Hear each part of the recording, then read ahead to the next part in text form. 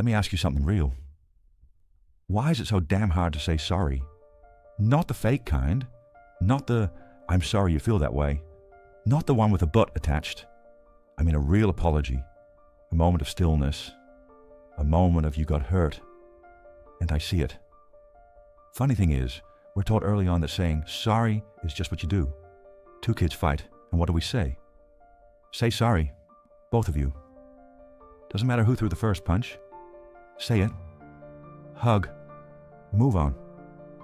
But then we grow up, and suddenly, the little word becomes loaded. Heavy. Complicated. Vulnerable. Because somewhere along the line, we stopped hearing sorry as a bridge and started hearing it as an admission of guilt, of failure, of weakness. And no one wants to feel weak, but here's the twist. The word sorry doesn't actually mean guilt. The Old English word sarig, it meant pain, sadness, sorrow. Saying sorry isn't about taking blame. It's about showing care. It's a way of saying, what happened, it hurts. And that matters to me. That's it. And yet, it's terrifying. Why? Because most people aren't afraid of the word itself. They're afraid of what it exposes. Imperfection, regret, vulnerability. And if you're someone who's hard on yourself, if you've built your self-worth on never making mistakes, then yeah, saying sorry might feel like an earthquake. Not because you don't want to connect, but because you don't know how to without crumbling. I've coached leaders, founders, parents, all struggling with this one thing. I want to say, sorry, but it feels like admitting I failed. So here's what I tell them. It's not about failure. It's about being real. And when you're real, you get to stop pretending you're perfect. You get to stop carrying the weight of always being right. And more than that, you give the other person something priceless, the feeling of being seen. That's why we say sorry when someone's grieving. Not because we cause their pain, but because we feel it. That's empathy. That's what makes us human. But here's where it gets messy. Because we use the word sorry for everything now. We say sorry to interrupt someone. We say sorry when we pass someone in a hallway. We say sorry when we have nothing to be sorry for.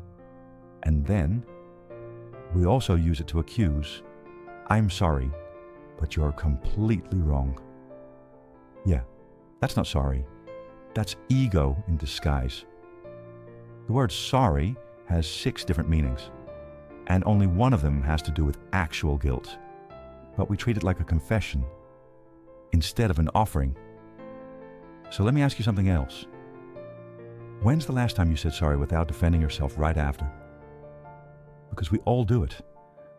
I'm sorry I yelled, but you pushed me to it.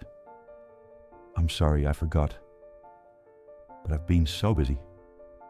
We twist the apology to protect our image, and we wonder why it doesn't land.